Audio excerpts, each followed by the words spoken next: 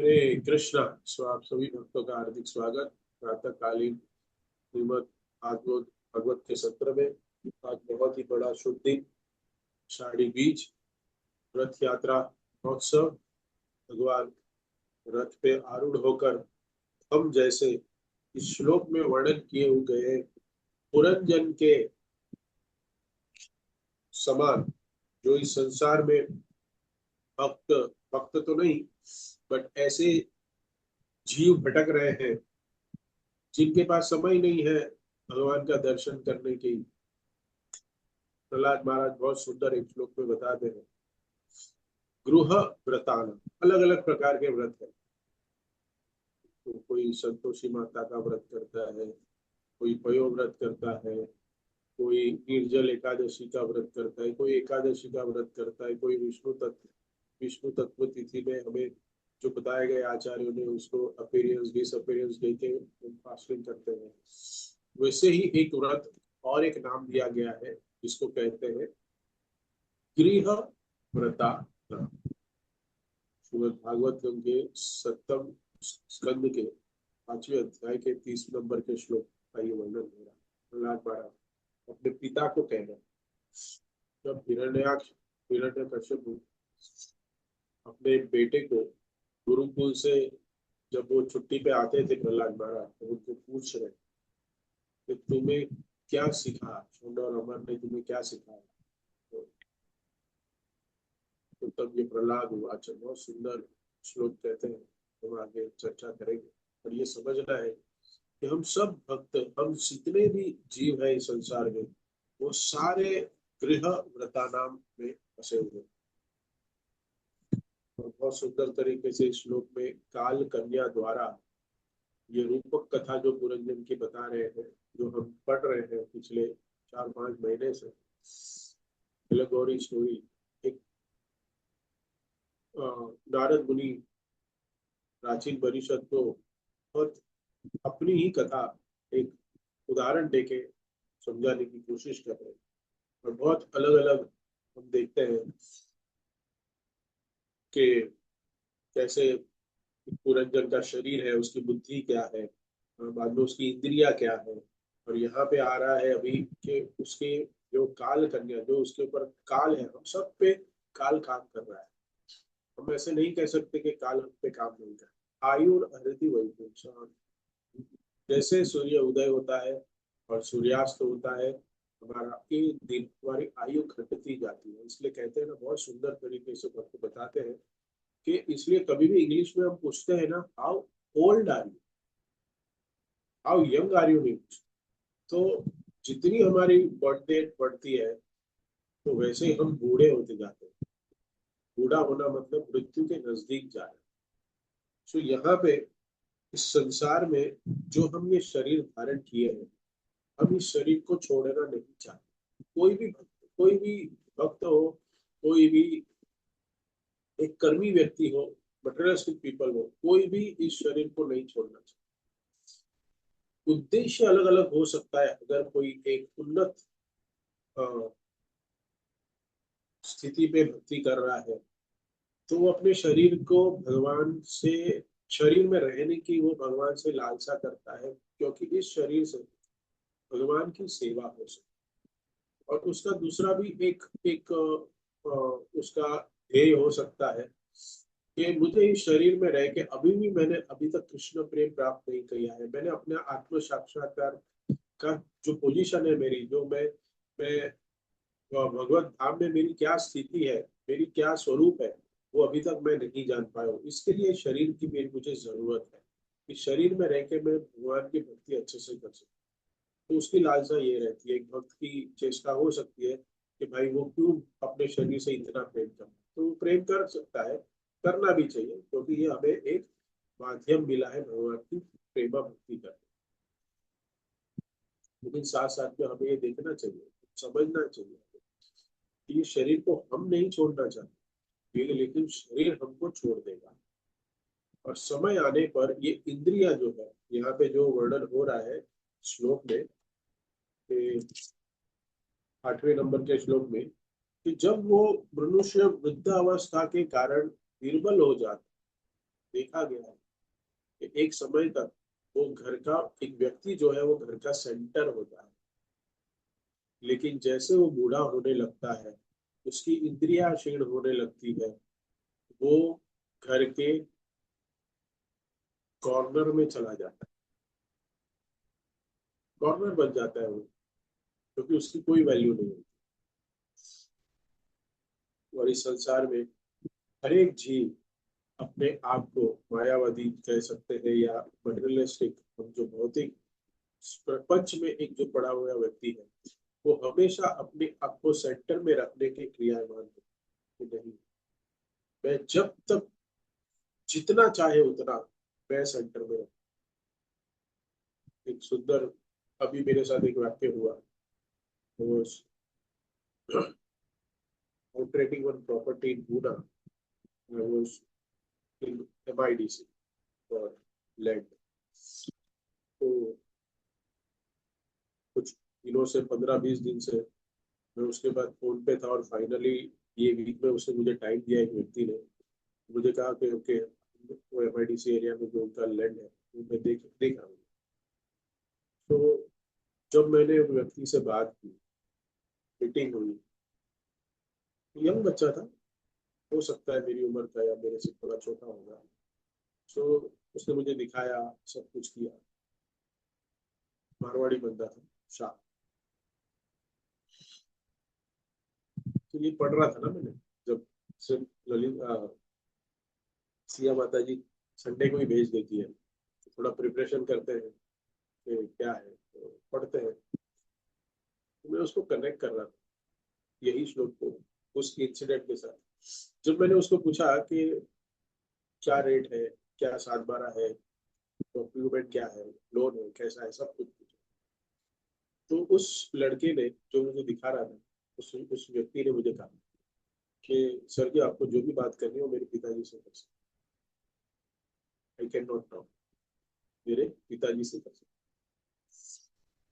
तो I was surprising कि एक घर का बेटा है, तो देखो कितना पिताजी ने कंट्रोल रखा हुआ, कितना कंट्रोल है। And then he connected me over the call, वो लैंड पे खड़े थे over the call, and how he was talking, I can just realise, मैं उस पर्सनैलिटी को जज कर पा रहा हूँ। मतलब मैं उसके आवाज से मैं सोच रहा हूँ कि कितना डोमिनेटिंग होगा ये, इसको कितना आसक्ति होगी अपने प्रॉपर्टी से, अपने डीलिंग से, कि अभी तक उसने अथॉरिटी नहीं दी है अपने नेक्स्ट जनरेशन को। और इस बेटे को भी ऐसा लगा नहीं कि मैं ऐसे बोलूंगा तो ये व्यक्ति मेरे बारे में क्या सोचेगा, कि मेरी कुछ वैल्यू है या नहीं है, घर का बेटा होगा। सो हाउ द डोमिनेशन, मतलब ये क्या है मालूम है, ये पूरा तीव्र भौतिकवाद है ये, कि मैं, मेरा, और सिर्फ मेरा, शरीर जीर्ण हो जाएगा, शरीर, आप शरीर को नहीं छोड़ना चाहेंगे, लेकिन इंद्रियां जो है वो शरीर के लिए काम नहीं करेगी। शरीर रहेगा लेकिन वही इंद्रिय तृप्ति करने के लिए जो हमें यहाँ पे भी जो बताया गया है ना, कि हमारे सारे मित्र परिवार वाले, इसमें जो रूपक में हम कनेक्ट करें, तो ये सारे शरीर के परिवार वाले मतलब कौन है, उसकी इंद्रिया जो उसको उपभोग देती है, उसको आनंद देती है, वो उसको इंद्रिय तृप्ति देती है। तो मुझे तो इंद्रिय तृप्ति करनी है, लेकिन शरीर बूढ़ा हो गया, तो दांत नहीं है तो पिज्जा कैसे खाऊं, क्या करूं। तभी वो चोखा, क्या बोलते हैं गुजरात में, बोलते हैं चौक तो लगा भी लो ने, तो खाओ। लेकिन किसी का सेट होता है, किसी का नहीं होता है सेट, तो खा नहीं पाते हैं, फिर वो इम्प्लांट करना पड़ता है, क्या क्या करते हैं। फिर जाना है कहीं घूमने, कुछ करने जाना है, लेकिन हमारा टीटू एयरपोर्ट का इतना बड़ा लॉन बना दिया है, एयरपोर्ट से कितना है, तो फिर उसके लिए गाड़ी रखनी पड़ती है। और मैं मैं क्यों बोल रहा हूँ, last week I was travelling, मैं एक कपल को देख रहा था, देवर देवर ट्रैवलिंग, बहुत अच्छे से घूम रहे थे, ऑलमोस्ट 70-75 के ऊपर ही होंगे, कहीं गए होंगे बेटे से मिलने या कहीं। सो चल नहीं पा रहे थे, and they were looking for that बगी, इलेक्ट्रिक, अभी व्हीकल है उधर, दे वर लुकिंग फॉर इट।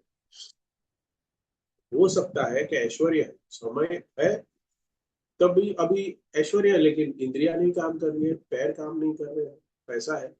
और जब समय था, शरीर सुदृढ़ था, तब समय नहीं था, तब पैसा नहीं होगा। तो ये पूरी जीवन की ये साइकिल है, ये पूरा जीवन का साइकिल है। लेकिन ये इंद्रिया जो है, जो मित्र है, वो छोड़ने लगते हैं।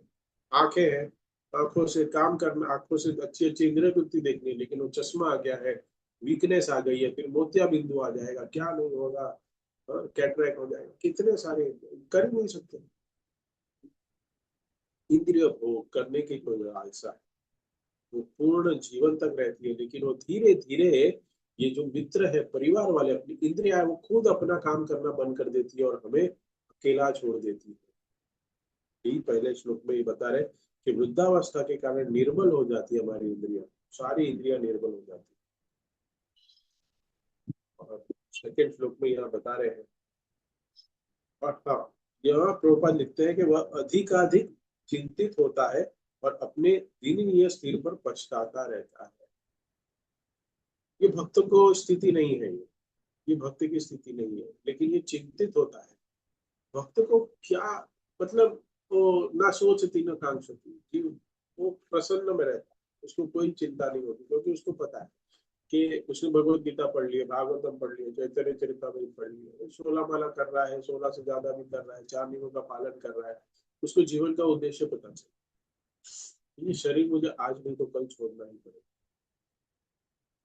ये शरीर तो क्या है ये, हाँ? ये शरीर कहते हैं ना, व्याधियों का घर है। बहुत सुंदर श्लोक में लास्ट वीक चर्चा कर रहा था।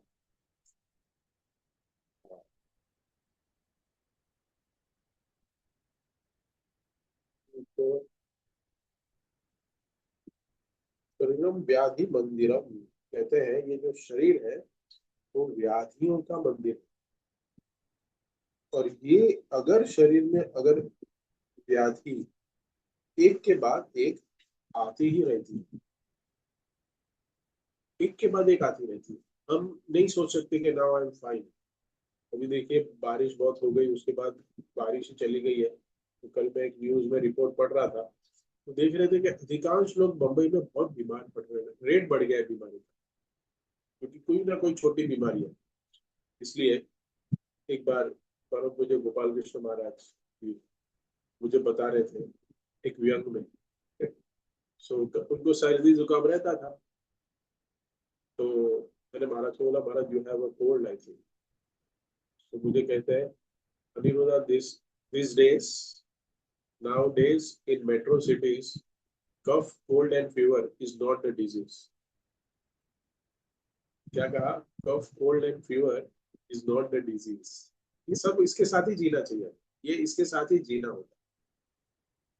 सो ये डिजीज में कंसिडर ही नहीं किया महाराज जी ने, गुरु महाराज जी ने, तो ये डिजीज नहीं है। तो मैं इसको ऐसे कनेक्ट कर रहा था, मैंने पूछा तो नहीं महाराज को, लेकिन मैं कह रहा था कि महाराज मुझे इससे ये बता रहे हैं कि हम सबको, कि हमें इस, अगर कफ कोल्ड और फीवर है, उसकी बीमारी से हमें अपनी सेवा में चोरियां नहीं करनी चाहिए, मतलब सेवा से मुकरना नहीं चाहिए, हमारी साधना से मुकरना नहीं चाहिए, क्योंकि ये इसके साथ ही जीना है। क्योंकि ये शरीर जो है वो व्याधि का मंदिर है, और ये व्याधि का मंदिर भगवान ने ऐसे बनाया ही है, डिजाइन ही किया है ऐसे, कि आपको कोई ना कोई व्याधि रहेगी। और उसके साथ ही जैसे हम देखते हैं ना कि बहुत सारे लोगों को जब प्रचार करते हो कहते हैं कि थोड़ी सिचुएशन खराब है, ऐसा है वैसा है वो है, तो एक के बाद एक सिचुएशन विपरीत आती ही रहती है। आप कभी भी लाइफ में सेटल नहीं हो, सिचुएशन कभी भी नहीं होगा, ये आपको लाइफ में बैलेंसिंग बनाना ही पड़ेगा। तो भक्ति रसामृत महाराज जी के लेक्चर में सुन रहे थे, महाराज ने बहुत सुंदर बताया कि गृहस्थ को अपनी लाइफ को बैलेंस करने के लिए हर रोज स्ट्रगल करना पड़ता है, हर रोज स्ट्रगल करना पड़ता है लाइफ को बैलेंस करने के लिए। तो ये बैलेंस करना अपनी लाइफ में, ये भी एक अपने आप में बहुत बड़ा गुण है, जो भक्त को सीखना चाहिए कि what is my priority now. क्योंकि हमारे पास संसार में बहुत सारे अलग अलग कर्म हैं, अपनी हेल्थ को लेके, अपने वेल्थ को लेके, अपनी जॉब को लेके, अपने परिवार को लेके, अपने समाज को लेके, उसके बाद फिर हमारी भक्ति को लेके, ऐसे बहुत डिफरेंट डिफरेंट एस्पेक्ट है गृहस्थ जीवन में। भक्ति को बैलेंस करने में। तो यहाँ पे जो पुरंजन है वो भूल गया। यहाँ पे जो प्राचीन परिषद है वो भूल गए how to balance your life, कैसे करें, क्या करना चाहिए। और ये कहते हैं यहाँ पे अपनी कामेच्छाओं के बने रहने के कारण राजा पुरंजन अत्यधिक दीन बन चुका था। दीन बन चुका था मतलब क्या, गरीब था, क्या क्या क्या हो गया था उसको। तो यहाँ पे श्री प्रभुपाद का अ, दीन शब्द जो है, हम कहते हैं ना बेचारा, ये बेचारा है, बेचारा भक्ति नहीं कर पा रहा। तो वो भले उसके पास बहुत ऐश्वर्य हो सकता है, लेकिन उसको हम बेचारा करके संबोधित क्यों करते हैं, क्योंकि वो भगवान का नाम उच्चारण नहीं करता। तो इसको दीन मतलब यहाँ ये नहीं है, क्योंकि यहाँ ऐश्वर्य के साथ कनेक्ट नहीं किया है।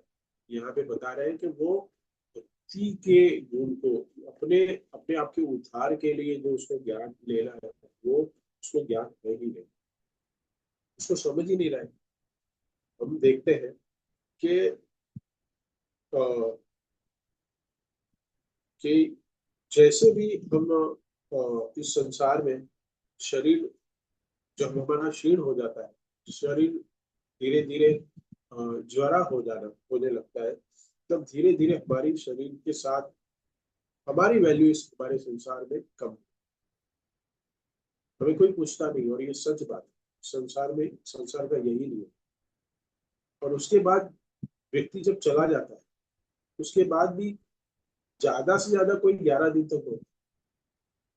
I was very surprise, one of my friend, I don't know whether, ऐसा पता नहीं, बट मैंने उसको फोन किया क्योंकि उसकी माता जी गुजर गई। So I was late for 2-3 days. मुझे पता चला कि उसकी माँ गुजर गई, तो मैंने उस दिन फोन नहीं किया। दूसरे दिन मुझे पता चला, तो मैंने कुछ 2-3 दिन, हाँ लेकिन पता है मुझे 3-4 दिन के अंदर ही फोन किया होगा, मैक्सिमम 5 डेज के अंदर मैंने उनको फोन किया। और मैंने उनको फोन किया, so he was in car. I said where are you going, so he said I am going to college. वो प्रोफेसर है, so he I have a lecture and I am going for college. So मतलब क्या है कि 5 दिन में he was regularised, अपनी regular life जीने लग गए। कहीं कहीं ट्रेडिशनल के हिसाब से 11 दिन 12 दिन तक घर में शौक पालते हैं, नहीं जाते हैं कहीं। लेकिन आजकल धीरे धीरे मॉडर्नाइजेशन इतना हो गया है, हमारी शरीर की इतनी जरूरतें हो गई है, पैसे की इतनी जरूरत है, हमारी हमारी लाइफस्टाइल इतनी बढ़ गई है। हो सकता है कि हमारे जॉब में इतने प्रॉब्लम्स आ गए हैं कि कोई कंपटीशन है, तो जिसकी वजह से उसको सरवाइव करने के लिए हमें करना पड़ता है। बहुत सारे अलग अलग कारण से वी कैन नॉट जज एनीवन, बट कुछ ना कुछ कारण हो सकता है जिसकी वजह से हम पूरा टाइम शौक भी नहीं पाल रहे। और वो व्यक्ति क्या कर रहा है, हाँ, फिर प्रभुपाद यहाँ लिखते हैं, देखो बोले तो प्रत्येक व्यक्ति जीवन के अंतिम समय में भ्रमित हो जाता है और उसका ज्ञान नहीं रहता कि आध्यात्मिक जीवन क्या है और जीवन का लक्ष्य क्या है। तो कहते हैं वह अब भी अपनी पत्नी तथा बच्चों के प्रति अत्यंत आसक्त था और उनके पालन के संबंध में चिंतित था। उसके पालन के संबंध में हम चिंतित, उसका क्या होगा। इसलिए श्रीमद् भागवतम में 7th स्कंद में अध्याय 5 में 30 नंबर श्लोक में कहते हैं, बढ़ती न कृष्णो परत स्वतो वा मिथो अभिपत्ये गृहव्रताना अदांत गो भी विशताम तमिस्तम पुनः पुनश्च मृत चरणमाना। कहते हैं प्रहलाद महाराज हिरण्य कश्यप को कहते हैं कि जिन व्यक्तियों का एक मात्र व्रत भौतिक सुख भोगना है, व्रत लिया है कि कुछ भी हो जाए प्रभु जी मैं 16 माला नहीं करूंगा, कुछ भी हो जाए प्रभु जी मैं मंदिर नहीं आऊंगा, कुछ भी हो जाए प्रभु जी मैं शास्त्रों को नहीं पढ़ूंगा, मैं सैटरडे संडे जो है बरमूडा पहन के टी शर्ट पहन के घर में आराम से लेटा रहूंगा, टीवी के सामने बैठा रहूंगा, रिमोट मेरे हाथ में होगा। लेकिन वही ग्रह, ये गृह व्रत है, घर के बाहर नहीं निकलना है। उसके लिए उसके उसकी संपत्ति, उसका घर, उसके बच्चे, वही उसका लिए क्या है, सब कुछ है। तो एक कवि ने बहुत सुंदर अ, काव्य लिखा है, पैसा मेरा परमेश्वर है। करेक्ट, सबके लिए है ना, पैसा मेरा परमेश्वर है, बीवी मेरी गुरु। क्या है? बीवी मेरी गुरु। तो यहाँ जो प्रभु जी है वो ऐसा बोलेंगे, बीवी मेरी गुरु। और जो माता जी वो बोलेंगे, पति मेरा गुरु। हाँ? तो पैसा मेरा परमेश्वर है, बीवी मेरी गुरु। बच्चे बच्चे शालीग्राम। क्या है? बच्चे बच्चे शालीग्राम। हमारे सारे बच्चे उसके ही आसपास, उसका सब कुछ देखने में हम लगे हुए हैं। मेरा बच्चा, मेरा बच्चा। तो बच्चे बच्चे शालीग्राम। और कहते हैं, फिर सेवा मैं किसकी करूं, फिर सेवा मैं किसकी करूं। देखो, परमेश्वर मेरा पैसा है, करेक्ट है। मेरी गुरु मेरी बीवी है, वो भी मेरे घर पे ही है। और मेरा जो शालीग्राम है वो मेरे बच्चे बच्चे हैं। तो मैं अभी सेवा, मुझे मंदिर जाने की क्या जरूरत है? सब कुछ तो मेरे घर पे अवेलेबल है। मेरा परमेश्वर तो पैसा ही है। हाँ, कबर्ड होगा ना सबके आसपास, तो मेरे बाजू में भी कबर्ड है, और उसमें गोल्ड होगा ना, तो सब कुछ हमारा परमेश्वर वही है। हाँ, सो घर में रहना, यहाँ पे कहते हैं, हाँ, मिथो अभिपद अभिद्यते गृह व्रताना। ये ऐसे गृह सुख भोगना है। और जो आध्यात्मिक संसारिक जीवन के प्रति आसक्त है, उनकी काम वासना से अनियंत्रित इंद्रियां उन्हें घोर अज्ञान रूपी नरक लेगी और ले जाती है। ऐसे लोग चर्वित चर्वण हो, कहते हैं, क्या कहते हैं, पुनः पुनः पुनः पुनश्चर्वित चर्वणानाम। कहते हैं कि यानी उसकी बारंबार यह भौतिक सुख को बार बार बचाते रहते हैं। ऐसे पुरुष की बुद्धि न तो दूसरे के उपदेशों से, न अपने स्वयं के प्रयासों से, और न ही सामूहिक सम्मेलन द्वारा कभी भी भगवान कृष्ण की भक्ति में प्रवृत्त हो सकती है। तो जिन्होंने गृह व्रत को धारण किया हुआ है, मेरा गृह व्रत, वो भक्ति नहीं कर सकते। वो अपने शरीर को ही सेंटर में रख के जीते हैं, शरीर ही सब कुछ है। मेरे बच्चे भी, बच्चों के लिए पता है मैंने एक बार क्या, लास्ट वीक की चर्चा रहा, ये कहाँ से आया, थोड़ा सर्च कर रहा था तो ये कविता मिल गई मुझे। मैं एक व्यक्ति को पूछ रहा था कि why you are not able to come on Sunday is morning. तब तो जी एक दिन तो छुट्टी होती है, सोऊंगा। करेक्ट, छुट्टी मिलती है, सोऊंगा। क्यों मंगल आरती उठा रहे हो, क्यों दर्शन आरती उठा रहे हो, एक दिन ही छुट्टी है। फिर मैंने पूछा, what is your weekday schedule. तो वो व्यक्ति वीकडेज में ना 6 बजे उठ जाता है। क्यों 6 बजे उठता है पता है? क्योंकि बच्चों को स्कूल में छोड़ने जाता है। बच्चों को स्कूल में छोड़ने के लिए वीकडेज में 6 बजे उठना प्रॉब्लम नहीं है। लेकिन संडे को भगवान की आरती के में जाना, भगवान के मंदिर जाना और दर्शनार्थी अटेंड करना, उसके लिए व्यक्ति नहीं उठ रहा है। तो उसके लिए भगवान कौन है? उसके बच्चे बच्चे शालीग्राम हो गए ना। हाँ, सो इसको मैं रिलेट कर पा रहा था। तो यही है जीवन में, सब कुछ यही है। और हम क्या समझते हैं कि ये मेरा कर्तव्य, हाँ कर्तव्य होना चाहिए, कर्तव्य है। लेकिन हमारा भगवान के प्रति भी तो कर्तव्य है, हमारा अपने प्रति भी तो कर्तव्य है। सो महाप्रभु भी कहते हैं कि जो जीवात्मा है, मध्य लीला के 20वें अध्याय में महाप्रभु कहते हैं, कृष्ण भूलि से ही जीव अनादि महिम। ये जो जीव है ना, जो घर में बैठा है ना, गृहव्रत को धारण किया हुआ है जो जीव है, वो अनादिकाल से क्या है, वो भगवान कृष्ण को भूल गया है। अतएव महाराज माया तारे देव संसार में। और भगवान को भूल जाने के बाद माया उसको बहुत सारे अलग अलग प्रकार के दुख देती है, लेकिन उसको दुख लगता ही नहीं है। बताइए क्यों दुख नहीं लगता उसको? क्योंकि वो देखता है कि मेरे बिल्डिंग में जो ऊपर वाला रहने वाला रह रहा है वो भी इसी जीवन से जूझ रहा है, नीचे वाला भी ऐसे ही जूझ रहा है। तो ये दुख थोड़ी होगा, क्योंकि सब लोग दुखी हैं। अभी देखिए, बम्बई वासियों को तो बहुत अच्छा एक्सपीरियंस है। कभी कभी है ना, कभी मैं दुबई में और कभी मैं दिल्ली में दे रहा हूँ ना, तो उन लोग को रिलेट नहीं कर पाते। आप लोग अच्छा रिलेट कर पाओगे, ट्रेन में गए हो ना आप लोग, मुंबई की ट्रेन में कितनी भीड़ होती है। हाँ, तो इतनी भीड़ होती है तो क्या होता है कि कोई चर्चगेट से बैठ के विरार तक जाना है, और उसको कभी दादर में बैठा और विरार की ट्रेन में उसको अंदर खड़े रहने के लिए मिल गया। खड़े के कैसे कैसे करके स्ट्रगल करके अंदर खड़ा हुआ। हाँ, और ऐसे खड़ा है, और बहुत धक्का मुक्की तो कितनी भयावह परिस्थिति है वो। करेक्ट, तो भयावह परिस्थिति है ना। लेकिन वो क्या देखता है कि सब लोग ऐसे ही जा रहे हैं, तो इसमें क्या दुख है। लेकिन जैसे ही वो अपने स्टेशन आता है और वो उतरता है और वो रिलैक्स फील करता है, क्या फील करता है, रिलैक्स फील करता है। तो उसको क्या लगता है, ओह कितना शांत, ओ उतरते हैं ट्रेन में से तो उसको रिलैक्स फील होता है। लेकिन वो उतरने के बाद भी भयावह स्थिति में है, क्योंकि उस संसार में फंसा हुआ है। और ये जो उसका रिलैक्सेशन है, जो भी रिलैक्स हुआ है वो तो क्षण है, कल सुबह तो वापस उसी के साथ उसको जूझ रहा है, हर रोज उसको जूझ रहा है। तो हम जैसे जो बद्ध जीव है इस संसार में कलयुग में, वो क्या सोचते हैं, दुख के अंदर कभी कभी परिस्थिति सुखद हो जाए। सुनिएगा ठीक से, सुखद स्थिति है ही नहीं। कभी कभी दुख की स्थिति में कहीं कहीं बीच में सुख मिल जाए। मतलब हम कह सकते हैं कि दुख की तीव्रता थोड़ी सी कम हो गई, उसमें सुख का अनुभव करते हैं। जैसे अभी 10 दिन पहले पानी आ गया, लास्ट वीक ही आया ना, मंडे को पूरा पानी पानी हो गया। पूरे बंबई में पानी पानी हो गया, मैं पुणे में भी बहुत पानी हो गया। तो कई कई जगह पे पावर ही नहीं था। हाँ, देखा होगा वसई नाला सोपारा वीरा, उधर पावर नहीं था, बहुत पानी भर गया। तो वहां पे पावर नहीं था 3-4 दिन। 3-4 दिन पावर नहीं है। मैं जानता हूँ ऐसे लोगों को, इसलिए मैं आपको बता रहा हूँ।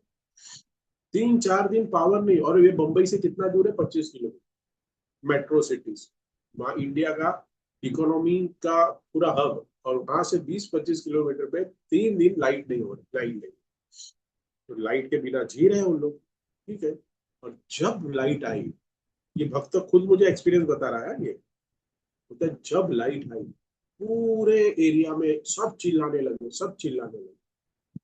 क्या, कि लाइट आ गई, लाइट। सब आनंद का अनुभव। लेकिन मुझे बताइए, जब लाइट थी, नॉर्मल डेज थे, तब कोई लोग आनंद में थे? नहीं। तभी भी दुख था, लेकिन उसमें और इंटेंस दुख हो गया कि पावर भी चला गया। लेकिन जब पावर आ गया तो हम एक एक नॉर्मल लेवल के दुख पे आ गए। आप समझ रहे हैं, उसमें आनंद का अनुभव कर रहे हैं। ये ही जीव का स्थिति है, माया भ्रमित कर रही है। चैतन्य महाप्रभु यही कह रहे हैं ना, कि हम दुखालय शाश्वत, ये दुख का कारागर कारागृह है। उसमें हमें सुख नहीं मिलेगा, और क्षणिक सुख मिलता है। वो भी दुख की इंटेंसिटी कम होती है, बस, और कुछ नहीं होता। दुखी होता है वो भी, लेकिन उसकी इंटेंसिटी कम रहती है, इसके लिए हमें उसको सुख का अनुभव होता है। नहीं तो इस संसार में भगवान ने फैम लेके भेजा है, दुखालय। लेकिन हम तो सुखालय हम बना के रहेंगे। पूरी दुनिया है ना, साइंटिस्टों से लेके बड़ी बड़ी कंपनियों के एमडी से लेके सारे जितने भी, हाँ, इस संसार में बड़े बड़े व्यक्ति है, वो उन्होंने भगवान के साथ बड़ा युद्ध छेड़ दिया। आप कैसे बोलोगे दुखालय मां शाश्वत? हम देखो ऐसा ऐसा इन्वेंशन करेंगे, हम ऐसा ऐसा करेंगे, हम मनुष्य को सुखी बना के ही रहेंगे, उनका ये प्रण है। और बना पा रहे हैं? नहीं बना पा रहे। 15 दिन पहले जब जून के 7 तारीख हो गई, बारिश नहीं थी। 15 तारीख हो गई, बारिश नहीं थी। 25 तारीख हो गई, बारिश नहीं थी। पानी कम होने लग गया। करेक्ट है। फिर भगवान ने बोला पानी पानी कर रहे हो, इस्कॉन वाले बहुत ज्यादा जप कर रहे हो, यज्ञ करो, लो पानी। देखो, एक हफ्ते में 4 दिन में पूरा कोटा खत्म कर दिया, बोले लो पानी। तो पानी के बिना भी दुख है, और पानी है तो भी दुख है। इसलिए बैलेंस होना चाहिए इस संसार में, सब कुछ बैलेंस होना चाहिए। अगर वो बैलेंस की परिस्थिति, हाँ, उसको डायनामिक बैलेंस कहते हैं इंग्लिश में, मुझे हिंदी में पता नहीं इसको क्या वर्णन करेंगे। डायनामिक बैलेंस अगर नहीं बना रहा हमारे जीवन, क्योंकि हम गृहस्थ हैं, कोई क्षत्रिय गृहस्थ हो सकता है, कोई कोई ब्राह्मण गृहस्थ हो सकता है, कोई स्टूडेंट मतलब ब्रह्मचारी गृहस्थ हो सकता है, मतलब ग्रह में रह रहा है, ब्रह्मचारी है लेकिन घर में रह रहा है, तो बोलता है घर में रह रहा है ब्रह्मचारी। ऐसे अलग अलग आश्रम में वो रह रहा है। लेकिन हम देखते हैं कि अगर वो अपनी लाइफ को बैलेंस नहीं करता, डायनामिक बैलेंस वो अपने लाइफ में नहीं बनाता, तो वो अपने जीवन के परम उद्देश्य से विमुख हो जाता है। और यहाँ पे श्री प्रभुपाद बता रहे हैं कि आसक्ति, अत्यंत आसक्त था और उनके पालन के संबंध में चिंतित था। हम वही चाहते हैं, कि मेरा परमेश्वर जो पैसा है उसको कैसे मैं डबल कर पाऊं, कम से कम समय में कैसे डबल हो जाए। हाँ, मैं अपनी बीवी को कैसे खुश करूं, मैं अपने पति को कैसे खुश करूं कि हम एक दूसरे को इंद्रिय भोग कर पाए। मैं अपने बच्चों को कैसे अच्छे से अच्छा एजुकेशन दे पाऊं, कैसे मैं अपने बच्चे को अच्छे से अच्छी सब परिस्थिति दूं कि वो मेरे बुढ़ापे में मुझे कुछ अच्छे से अच्छे रखने की कोशिश करे। यही जीवन का अ, कड़ी सच्चाई बता रहे हैं यहाँ पे नारद मुनि पुरंजन की कथा द्वारा बता रहे हैं, मतलब आईना दिखा रहे हैं प्राचीन भविष्य। You see what you are doing, तुम अपने मनुष्य जन्म जो मिला है उसको सार्थक करने के अलावा तुम ऐसे इंद्रिय तृप्ति में क्यों लगे हुए हो।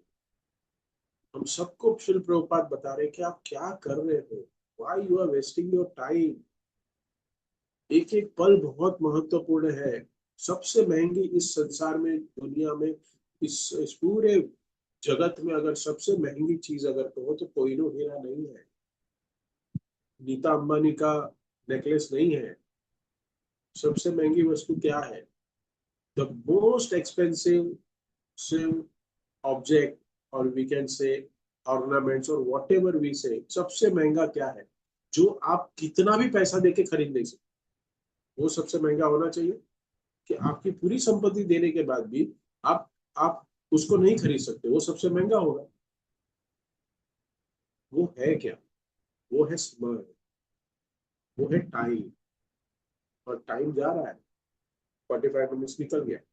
when we started Jai Radha Madhav, now it's 45 minutes। Time सबसे महंगा, और उस टाइम चला गया तो हम उसको कितना भी प्रयास कर ले, हम उसको वापस नहीं ला सकते, नहीं ला सकते। इसी प्रकार इसी इसी कंटेक्स्ट में इंद्रियों, एक जो जीव जो है इंद्रिय भोग की लालसा करता है, तो उसके विषय में कहते हैं कि अगर इससे बचा कैसे जाए, तो मोक्ष की प्राप्ति के लिए क्या करना चाहिए। तो मोक्ष प्राप्ति के लिए, भगवान की भक्ति प्राप्ति करने के लिए सबसे इंपॉर्टेंट बताया गया है साधु संग। साधु संग होगा, साधु के एसोसिएशन में रहेंगे तो हमें, जैसे एसोसिएशन ही हो रहा है, हम सब एक दूसरे का एसोसिएशन ले रहे हैं। हम एसोसिएशन वाणी के माध्यम से ले रहे हैं। अभी हमारा फिजिकली एसोसिएशन नहीं है, हम एक दूसरे को नहीं देख पा रहे हैं। हाँ, लेकिन इस माध्यम से, आधुनिक टेक्नोलॉजी के माध्यम से हम वाणी के द्वारा एसोसिएशन ले पा रहे हैं। तो यहाँ पे सुखदेव गोस्वामी श्रीमद् भागवतम में भी प्रथम स्कंद में दूसरे अध्याय में एसोसिएशन दे रहे थे लाइव।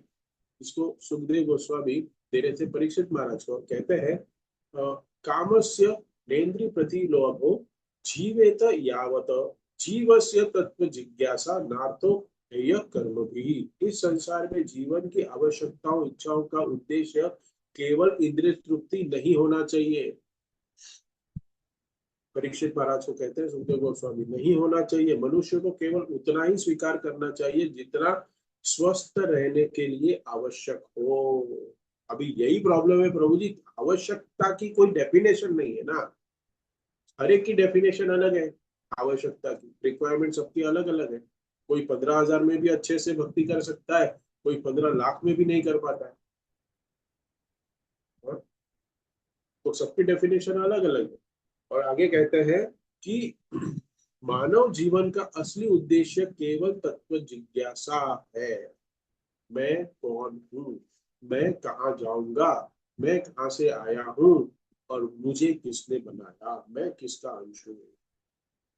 इसके अलावा हम जो भी सकाम कर्म करते हैं वे सब व्यर्थ है और बंधन का कारण बनते रहते हैं। कहते हैं जीव स्व तत्व जिज्ञासा, जीव को तत्व जिज्ञासा करनी चाहती है। अगर उसके अलावा और जो भी कुछ करता है, नार्थ हे यह पेश्य कर्म भी, ये दूसरे जो भी कर्म है वो सब कौन से कर्म है, वो कर्म का कोई भी अर्थ नहीं, वो सब बंधन का कारण बनने वाला। You will you will be suffer. जो भी कार्य करेंगे तत्व जिज्ञासा छोड़ के, जो भी इस भौतिक संसार में जितने भी कार्य करेंगे, तो क्या होगा, वो कर्म का बंधन ही बनेगा। सुखदेव गोस्वामी दीक्षित महाराज को कह रहे हैं। और यहाँ पे कर्म बंधन ही बन रहा है, या जो पुरंजन है उसके कर्म बंधन बन रहे हैं और उसको पता ही नहीं मेरा दूसरा आगे का शरीर क्या बनेगा। हम्म? यद्यपि अगला जीवन एक तथ्य है ना अगला जीवन। अरे प्रभु जी, इस जीवन की बात करो ना, अगला जीवन किसने देखा। लेकिन हम इस शरीर में रह के अगले जीवन बनाते हैं। शास्त्र कहता है, यस, जैसे गए जीवन को लेके ही हमारा ये जीवन हमें मिला है, वैसे इस जीवन में भी हम क्या करें कि हमें अगला जीवन मिले। हम कहे अरे अगला जीवन प्रभु जी नहीं चाहिए। श्री प्रभुपाद एक तात्पर्य में लिखते हैं, आप शायद यही मैंने पढ़ा, नहीं, संडे लेक्चर में बोला था। आई वॉज वेरी शॉक कि प्रभुपाद लिखते हैं अपने एक तात्पर्य में श्रीमद् भागवतम के कि अगर कोई भक्ति के संबंधित सारे नियमों को बहुत अच्छी तरीके से पालन करता है तो उसको अगला जन्म मनुष्य का मिलता है। बताइए, हम यहाँ कह रहे हैं कि हम अच्छे अच्छे से भक्ति करेंगे तो भगवत धाम जाएंगे, और वहां प्रभुपाद तात्पर्य में लिखता है कि उसको अगला जन्म मनुष्य का मिलता है। हमें अगला जन्म मनुष्य का तो मिलेगा ही, तो प्रभुपाद ने वहां भी लिखा। और कहीं कहीं प्रभुपाद देखते हैं chant 16 round, follow four principle, you will go back home to God. कहीं कहीं प्रभुपाद ने ऐसे भी लिखा, लेकिन वो अलग अलग कंटेक्स्ट में लिखा। कंटेक्स्ट क्या है वो हमें बहुत जानना जरूरी है। तो हमें ये देखना है कि ये इस संसार से ऐसे सारे जो भौतिक विचार है, ये सारे जो पुरंजन के जैसे जी रहे हैं जीव, उसको क्या करना चाहिए, उसको साधु संग करना पड़ेगा। सबसे इंपॉर्टेंट साधु संग, साधु संग, साधु संग सर्व सिद्धि हो। और शास्त्र भी कहता है कि साधु संग से ही सर्व सिद्धि प्राप्त होती है। अक्षर प्रभुपाद ने हमें ऐसी संस्था बना के दी है जिसमें हमें साधु संग, साधुओं की वाणी, साधुओं का प्रसाद, साधुओं का कीर्तन, सब कुछ मास में अवेलेबल। मास मतलब जितना आपको चाहिए उतना आप एसोसिएशन कर सकते हो, आपकी जितनी क्षमता है, आपके पास जितना समय, आप जितना अपना समय डिवोट कर सकते हो, आपको उतना ही मिल सकता है। ऐसी संस्था डिजाइन की है। जैसे कल हमने एक फेस्टिवल बनाया, पता है आपको। आपको आप लोग ने अपने घर का भी मार्जन किया होगा, मतलब आपका घर का मार्जन तो लक्ष्मी जी जब दिवाली आती है हमारे घर में गृहस्थों में वो रूल, हमारा मार्जिन कभी होता है दिवाली के समय, हम साफ सफाई करते हैं। लेकिन वैष्णव को एक प्रैक्टिस बनानी चाहिए, उसको गुंडीचा मार्जिन के दिन अपना घर धोना चाहिए, साफ करना चाहिए। आई होप आप लोग ने, सब लोग ने अपना ऑल्टर एटलीस्ट क्लीन किया होगा। ऐसे तो करते ही होंगे, हर कोई 15 दिन में, कोई हफ्ते में करता है, लेकिन कल भी करना चाहिए। और आप, आई होप आप लोग ने किया होगा। तो कल का फेस्टिवल का नाम क्या था, गुंडीचा मार्जिन। तो वो फेस्टिवल क्या है, तो festival of cleanliness, festival of cleanliness. वैसे हमारे पास और एक फेस्टिवल है, फेस्टिवल ऑफ ऑस्टेरिटी। ऑस्टेरिटी का फेस्टिवल कैसे होता है, यस, निर्जल एकादशी की, वो भी एक फेस्टिवल है। बाद में हमने फेस्टिवल ऑफ दंड, मतलब क्या है, फेस्टिवल ऑफ पनिशमेंट। वो कौन सा किया हमने अभी कुछ दिनों पहले, पानी हाटी दही चिड़ा फेस्टिवल, दंड दिया। नित्यानंद महाप्रभु ने रघुनाथ दास गोस्वामी को दंड दिया, so that is called festival of punishment. ऐसे अलग अलग फेस्टिवल्स आते हैं हमारे जीवन में। आज हमारा चैरियट फेस्टिवल, तो ये फेस्टिवल में उत्साह से अगर हम भक्ति में, ये फेस्टिवल में हम पार्ट लेते हैं, तो ये फेस्टिवल श्री प्रभुपाद ने इतने सारे क्यों डिजाइन किए हमारे संस्था में, हमारी संस्कृति में, हमारी संप्रदाय में, ये क्यों है। क्योंकि जैसे फेस्टिवल्स का अरेंजमेंट होता है, फेस्टिवल्स होते हैं, तो उसमें भक्त लोग आके सेवाएं करते हैं, सेवा करने का लाभ प्राप्त होता है। और जैसे हम सेवा करते हैं वैसे हमारी चेतना शुद्ध हो सेवा करते। इसलिए कोई कोई लोग नए नए आते हैं ना, इस्कॉन में, बोलते हैं कितनी तुम्हारे पास फेस्टिवल्स होते ही रहते, एक के बाद एक के बाद एक के बाद। अभी देखो हमारे मीरा रोड में आपकी भी रथ यात्रा होगी, संडे को रथ यात्रा होगी, हाँ, गोकुल धाम में। और फिर बाद में 5 डेज का फेस्टिवल है, जू में हमारे 5 डेज फेस्टिवल ही फेस्टिवल। तो काम करना है नहीं करना है, तो हमें मैनेज करना पड़ता है कौन से फेस्टिवल में जाना, किसमें नहीं जाना, किसमें सेवा करना, किसमें नहीं करना। तो ये साधु संत सबसे बहुत इंपॉर्टेंट है। और रघुगुणा के वो भी एक बहुत सुंदर 5वें अध्याय का 12th चैप्टर में भी, हे राजा रघुगण, जड़ भरत उनको बता रहे हैं, जब तक मनुष्य महान भक्तों के चरणों की धूलि को अपने सिर पर धारण नहीं करता, तब तक वह केवल कठिन तपस्या, यज्ञ, वेदों के अध्ययन, गृहस्थ धर्म के पालन, या जल अग्नि और सूर्य की उपासना से सर्वोच्च सत्य भगवान को प्राप्त प्राप्त नहीं कर सकता। तो ये साधु संग देखो, यहाँ भरत महाराज ने भी, जड़ भरत ने भी रघुगुणा को, जो राजा रघुगुणा उनको बता दिया कि आपको क्या करना पड़ेगा। अपने यज्ञ, वेदों अध्ययन, गृहस्थ धर्म के पालन, या जल अग्नि और सूर्य की उपासना, मतलब कह सकते हैं डेमी गॉड की उपासना, अपने गृहस्थ धर्म का पालन करना, वेदों का अध्ययन करना, और कठिन तपस्या करना, यज्ञ करना, ये सब कुछ कर लिया, कर रहे हो, लेकिन फिर भी आपको भगवान प्राप्त नहीं होंगे। आपको कैसे प्राप्त होंगे? जब तक आप महान भक्तों, महापुरुषों के चरण कमलों की धूलि नहीं प्राप्त करते, मतलब उनकी सेवा नहीं करते। नहीं तो कोई कहेगा प्रभु जी धूली हो, पैर पैर होता है ऐसे, पैर उठाओ पैर उठाओ पैर उठाओ, फिर ऐसे धूली लेंगे ऐसे डालो, हो गया नहीं। उनके चरणों कमलों की सेवा करना होता है। फिर गुरु पूर्णिमा आएगी, सब गुरु को याद करेंगे, सब लोग। हाँ? फिर ऐसे प्रणाम करेंगे, एक दिन बाद में 364 डेज वो गुरु क्या कर रहा है ना, उस शिष्य को नहीं पता। लास्ट संडे एक व्यक्ति ने मुझे पूछा, प्रभु जी हमारा है ना 20 साल पहले एक गुरु से दीक्षा हो गया, ऐसा मुझे याद है। ऐसा मुझे याद है, इस्कॉन का भक्त नहीं है वो, अभी कई दूसरे आया है मंदिर में, लेकिन वो उसको वो मतलब मेरा हुआ है, हम मुझे पता है मैं वहां बैठा था तो ऐसा हुआ है। बोला भूल जाओ, वो गुरु को नाम जानते हो? मतलब वो गुरु है, हम जब गांव जाते हैं तभी वो उनके बेटे और वो सब है।